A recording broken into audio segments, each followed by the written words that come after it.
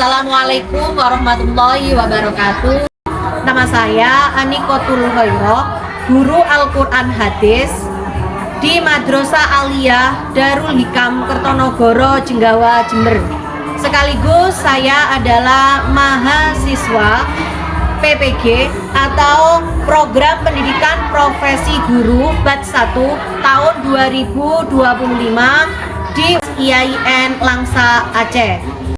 Kali ini saya akan menampilkan video pembelajaran dalam rangka memenuhi persyaratan UKIN. Selamat menyaksikan. Terima kasih.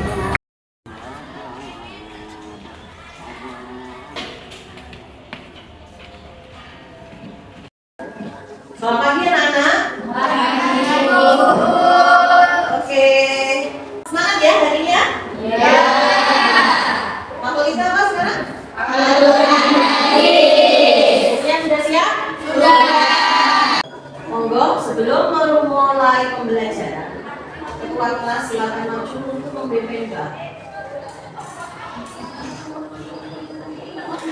Tangannya diangkat semua.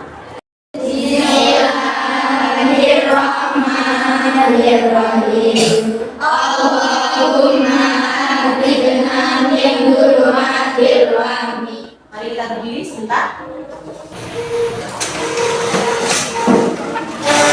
Kita akan menyanyikan lagu kebangsaan Jalal Waton. Semangat ya?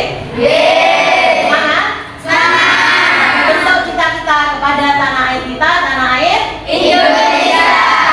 Hitungan 3 dimulai. 1, 2, 3. Jalal Waton, Jalal Waton, Jalal Waton. Saya absen ya hari ini ya. Rizky Intan. Rizky. Dita. Firgara. Sakit apa? Lambung, demam. Merah-merah pedes-pedes kayak gitu. Janganlah, apalagi sekarang itu musimnya nggak jelas ya. Kemarin pertemuan terakhir kita membahas tentang pengertian hadis, sunnah, asar, dan khobar. Ada yang masih ingat nggak apa hadis itu? Ayo angkat tangan. Ini aja, ayo. Khobar menurut bahasa berarti warta atau berita yang disampaikan dari seseorang kepada seseorang. Adapun pengertian khobar menurut istilah al-hadis yaitu ma'udika dan Nabi Sallallahu Alaihi Wasallam segala sesuatu yang disandarkan atau berasal dari Nabi Muhammad atau dari yang selain Nabi Muhammad. Oke, terima kasih. Kalian hebat. Pembelajaran kita hari ini yang pertama adalah menjelaskan tujuan pembelajaran. Ya, kemarin kita sudah belajar tentang pengertian hadis, sunnah, khobar, hadis qudsi, ya, dan asar. Sekarang kita mempelajari tentang unsur-unsur dalam hadis. Itu tujuannya ada apa sih? Disebut kita belajar tentang unsur-unsur dalam hadis. Nanti akan kita jelaskan. Ini adalah langkah pembelajaran kita. Yang kedua nanti adalah pretest. Pretest kita adalah nanti bermain kata berangkai. Nanti sesuai kelompoknya, saya hanya minta 2 kelompok yang biasa kita pakai setiap harinya itu ya di KKBN. Terus penjelasan materi. Nanti saya akan menjelaskan materinya tentang apa tadi, masih ingat? Unsur-unsur dalam hadis. Terus setelah itu adalah kegiatan berkelompok. Nanti kalian kumpul sesuai kelompoknya. Satu kelompok kan berisi berapa orang? 5. Selanjutnya adalah mencari unsur-unsur dalam hadis. Selanjutnya adalah nanti presentasi. Setiap kelompok nanti ada perwakilannya maju 2 untuk mempresentasikan dari hasil ini. Ya. Yang terakhir adalah setelah presentasi nanti kita ada evaluasi bersama. Takutnya ada pemahaman yang salah, jadi kita betulkan. Yang terakhir adalah refleksi. Oke? Setuju dengan langkah pembelajaran ini? Setuju. Tujuan pembelajaran kita mengenai unsur-unsur dalam hadis itu ada apa sih? Yaitu pertama adalah peserta didik, yaitu kalian semua sekarang yang belajar, mampu menguraikan dan menelaah unsur-unsur dalam hadis. Yang selanjutnya adalah peserta didik mampu membedakan sanad, matan, dan rawi. Selanjutnya penilaian. Jadi saya mohon nanti ya kalian saya nilai itu adalah 1 keaktifan dalam kelompok. Jangan diam saja, ya. Yang kalau nggak bisa satu kelompoknya, bisa tanya ke Bu Guru. Soalnya Bu Guru di sini adalah sebagai fasilitator. Yang kedua adalah hasil tugas produknya. Nanti setiap anak dikasih tugas untuk mencari tadi itu unsur-unsur dalam hadis. Terus yang ketiga adalah sikap. Ya, sikap. Paham kan tentang sikap? Akhlak kalian terhadap sebuah pembelajaran. Oke. Materi selanjutnya kita akan membahas tentang ini unsur-unsur dalam hadis. Tapi sebelum itu lihat video dulu ya. Nanti apa tanggapan kalian pada video berikut ini?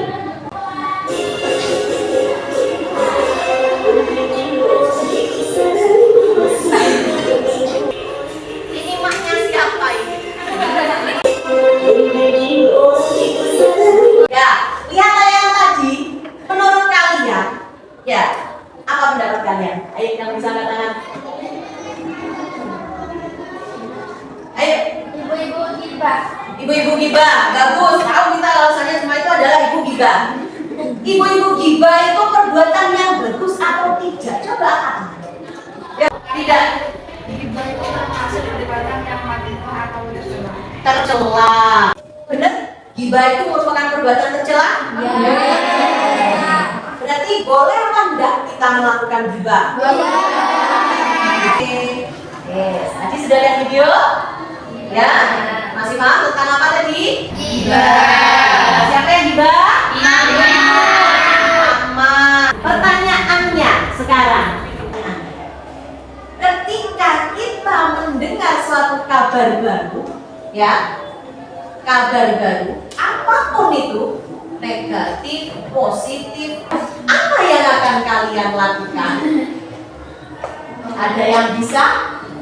Ini ada pilihannya 1, 2, 3, 4. Saya akan lebih senang kalian jawab di segi 4. Soalnya saya ingin tahu alasan kalian. Ayo, monggo. Oke, ayo. Nomor 4. Kenapa? Yang keras suara. mencari tahu informasinya atau belum. Berarti gak langsung percaya berarti? Gak ya? Gak langsung Bukti terlebih dahulu. mencari bukti terlebih dahulu. Bagus? Dicari dulu. Ini benar apa enggak? Ya. Katakan bagus. Nasita. Saya akan percaya jika hal tersebut positif, tapi jika negatif saya tidak percaya sama sekali. Bagus. Tepuk tangan untuk Nasita. Dia akan percaya, Nasita akan percaya jika kabarnya itu hal yang baik. Ya, dan tidak akan percaya jika hal yang buruk. Oke, dari sini nanti kita tahu ketika kita mendengar kabar baru, ya, dari aulia itu bagus harus di cross check dulu, harus diteliti dulu, ya, kabarnya benar atau tidak. Terus dari Nasita, kalau dia itu kabarnya baik, tidak menjelekkan orang lain, tidak merugikan lain, dipercaya saja. Ya. Dan yang ketiga, ini personal dari orangnya sendiri yang mendengarkan berita. Ketika itu dia percaya 100%. Selanjutnya untuk menguatkan apa sih hubungannya ini kita harus percaya ke omongan orang dengan tidak. Nanti ada yang namanya unsur-unsur dalam hadis. Oke, kita permainan ya. Ayo kelompoknya. Saya minta 5 orang. Dari sini ayo 5 orang. Dari sini 5 orang. 1, 2, 3, 4. Persemburan. Kata berantai ketika saya panggil nomor 1 di sini ya, yang depan megang.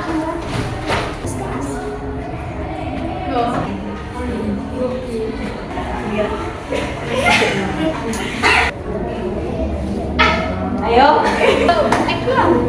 Gak boleh.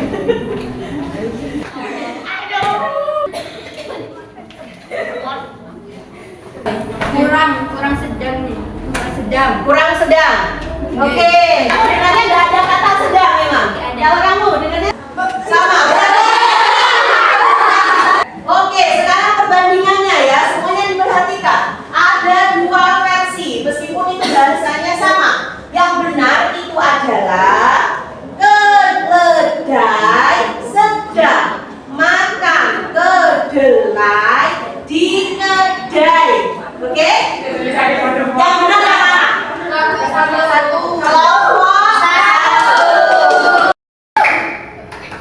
Kelompok satu. Dari kelompok satu dan kelompok dua, kalian kalau dapat berita, milih kepercayaan mana? Satu.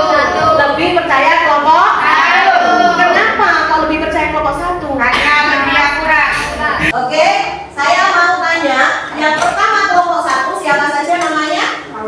Aulia, nomor 1 ya. Nomor 2, langsung namanya Yunanda. Nomor 3, 4, 5. Oke, sudah. Kalau kita masukkan dalam definisi unsur-unsur hadis, inilah yang disebut dengan matan. Ya, matan. Atau dengan kata lain isi hadis. Kalian pernah dengar isi hadis seperti apa? Innamal a'malu binniyat. Ada lagi? Baiklah ana naimun utisu biqadarin habani fasyariku. Itu semuanya adalah Tapi kalau orang yang memberikan setelah standar Kanjeng Nabi, ya, yang mengeluarkan hadis itu kan fungsinya awalnya sumbernya adalah Kanjeng Nabi. Kanjeng Nabi ngasih hadis ke siapa? Ke sahabat. Berarti tingkat pertama tadi itu adalah jajarannya Obako. Ini adalah sahabat. Ya, tingkatan pertama yang langsung bertemu dengan Kanjeng Nabi, ya, dan belajar kepada Kanjeng Nabi, hidup di masanya Kanjeng Nabi, itu disebut dengan sahabat.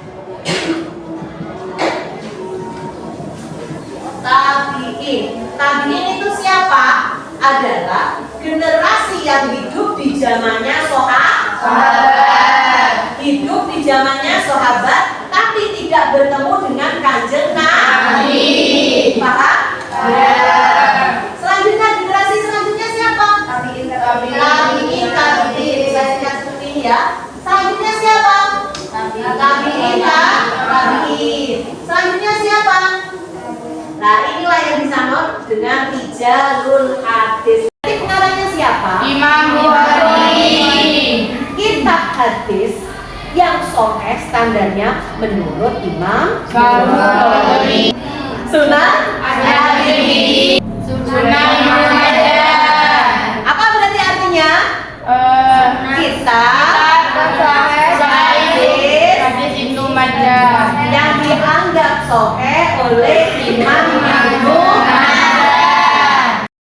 Nah, orang-orang inilah yang disebut dengan apa?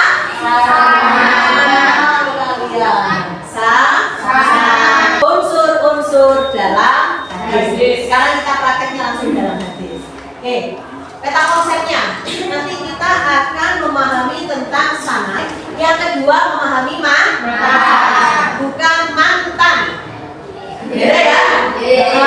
Yang ketiga memahami rawi. Berarti tentang konsep ini dari unsur hadis kita akan memahami apa saja? Sanad, ingat pengertian selalu ada dua, etimologi dan secara Etimologi. Kalau secara etimologi sanad berasal dari kata al-muhtamad, ya, yang berarti sandaran atau tempat sandaran. Yang kedua, sekarang secara terminologi. Apa itu? Ayo ada yang bisa membaca? Artinya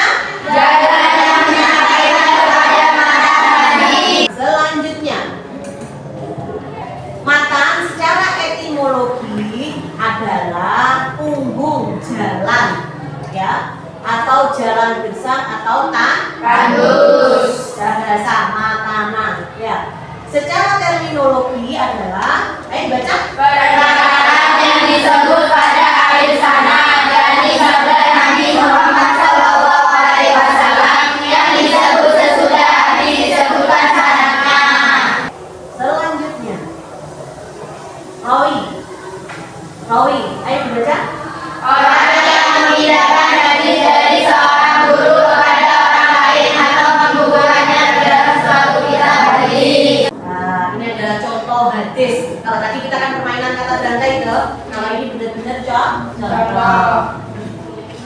Monggo dibaca 1, 2, 3.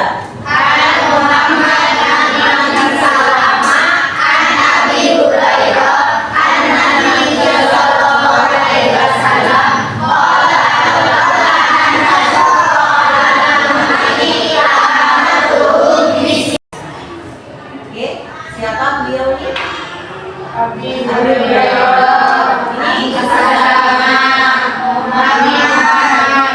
Mana di sini yang dari sana Hurairah? Nah, berarti Abi Hurairah ini dalam kalangan siapa? Tingkatannya siapa? Sahabat.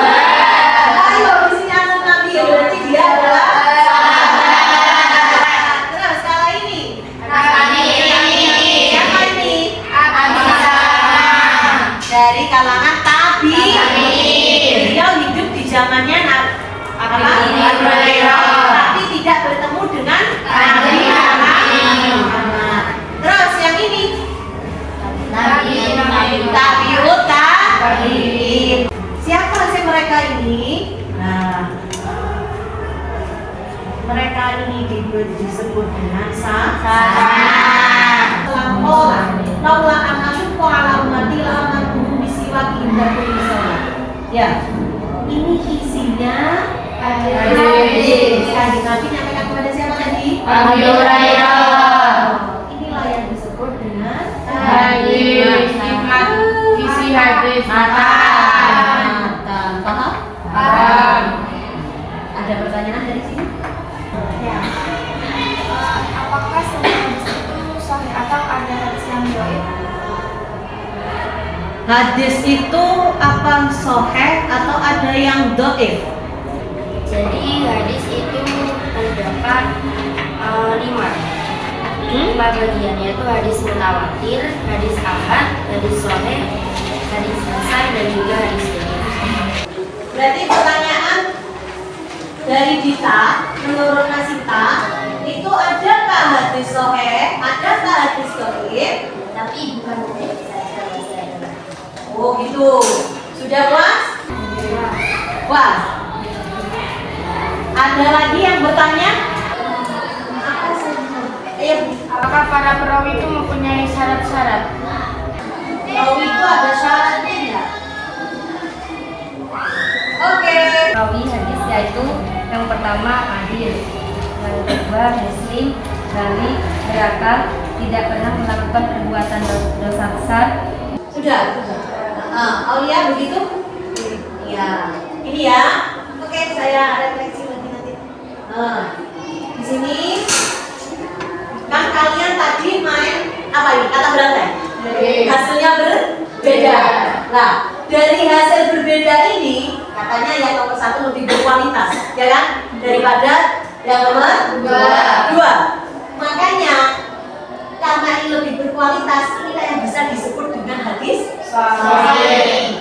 Nah, itulah. Kalau di sini yang kedua tadi kan hanya kurang sedikit tuh kata-katanya, tinggal masih. Tapi ini sangat berpengaruh dalam kesahihan hadis. Maka dia tidak bisa disebut dengan hadis sahih lagi, meskipun cuma kurang 1 kata.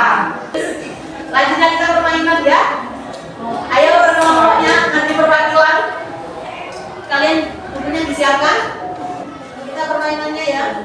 Apa ini? Dia dapat kitab apa kelompoknya?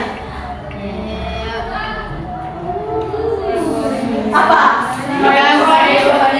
Oke, kita beri kembali. Dia dapat sahabat siapa? Berarti tingkatan setelah Kanjeng Nabi.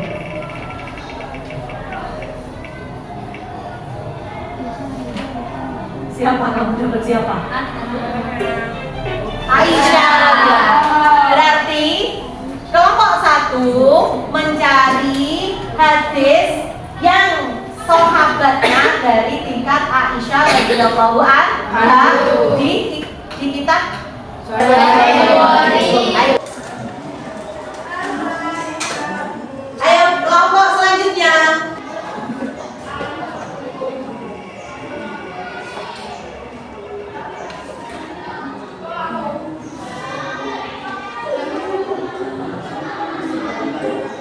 Kita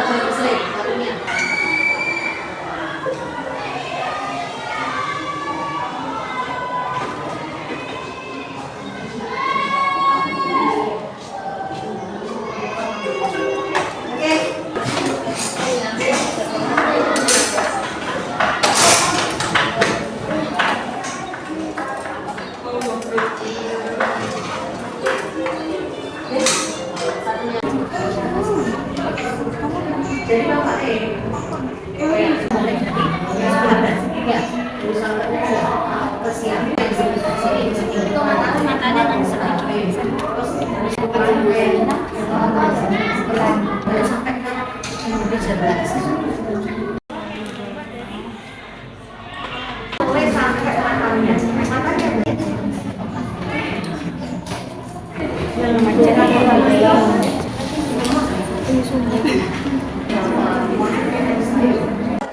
Sekarang kita tes speaking. Ya.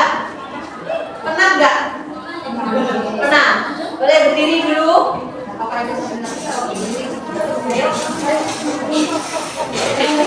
Kita permainannya adalah panjang pendek. Tahu panjang? Tahu. Gimana tangannya kalau panjang? Oke, panjang. Pendek. Panjang, panjang. Panjang, panjang. Panjang, panjang, panjang, pendek, pendek, pendek. Sekarang kebalikannya. Kalau panjang kalian harus pendek. Kalau pendek kalian harus panjang. Kasih instruksi Bu Guru ya. Siap? Siap. Panjang, pendek. Konsentrasi dulu. Assalamualaikum warahmatullahi wabarakatuh. Kami dari kelompok 3 akan mempresentasikan hasil diskusi dari kami. Kami menemukan dalam Shaifah 59 yang berbunyi hadasana Muhammad bin Rumhi bin Muhajir akhbarona al-Laisu an Ayub bin Musa anil Aswad bin Ala an Abi Salamah bin Abdurrahman an Abi Hurairah an Rasulullah sallallahu alaihi wasallam. Hadasana Suwaidun bin Sa'id Syekh Yahya ibnu Sulaiman wa hadasana Hashim bin Umar. Refleksinya sekarang. Refleksi. Oke. Close book. Monggo. Kelompok 1 saya persilakan tanya ke manapun terkait dengan materi kita hari ini. Kelompok 1 akan bertanya kepada kelompok Langsung tunjuk. 3. Kelompok 3 mana kelompoknya? Oke. Apakah yang dinamakan salat? Kalau tidak, Sana secara istilah atau saudara.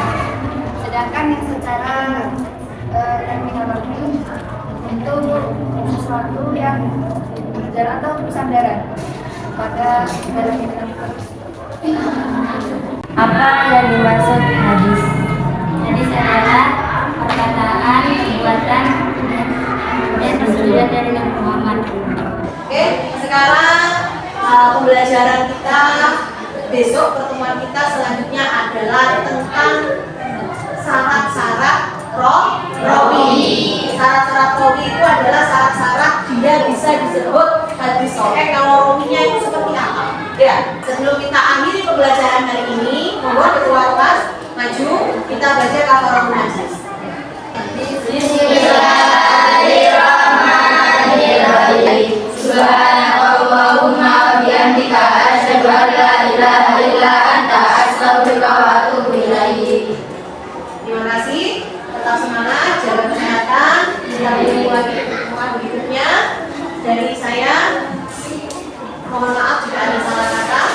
Akhirnya saya tutup. Assalamualaikum warahmatullahi wabarakatuh. Waalaikumsalam.